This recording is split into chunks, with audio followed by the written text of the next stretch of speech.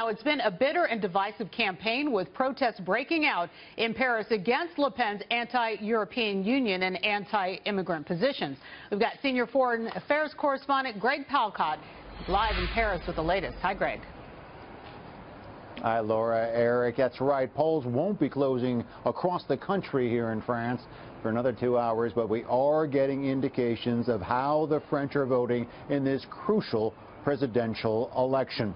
Now, Belgian and Swiss media, citing a variety of polls, are indicating that 39-year-old centrist and reformer Emmanuel Macron is in the lead against rival Marine Le Pen. Our own election source inside France is saying basically the voters are going in the same direction. Now, if this is accurate, and we will not have this confirmed at least for another 2 hours, the French have chosen for the more moderate of the two candidates. Macron is pro-NATO, pro-European Union. Le Pen, well, she's a far-right populist and nationalist. She's been critical of the European Union, hard on immigration, tough on terrorism. While her message has been playing well in a country where the economy is absolutely stalled, there have been concerns about her polarizing rhetoric, and we're seeing that backed up right now. What the early signs are also showing is that turnout is lower in this general election than we've seen it in past elections. Also, the number of abstentions, the people that actually go to the polls but leave a blank ballot,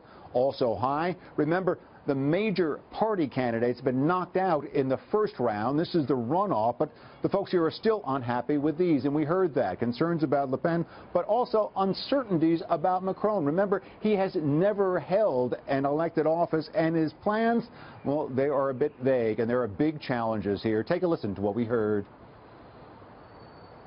We need to make the right decision, because if we choose the worst, we will have a big trouble in the next year. We are changing our world, and then France has to be at the very center of this change. You think one of these people are up to the task?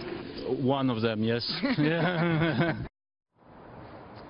One of them indeed, and again, we will officially find out which one in about 2 hours' time, or at least the official polling coming from the major media sources here. The U.S., of course, watching this all very closely. France, a key ally, both economic, strategic, both in the UN and NATO, as well as the European Union. They will be watching, and so will the French, but the indications are that the French are going with a more moderate, more centrist way. Again, these are just early indications. We'll be watching it very closely over the next several hours. Back to you. All right. Thank you so much.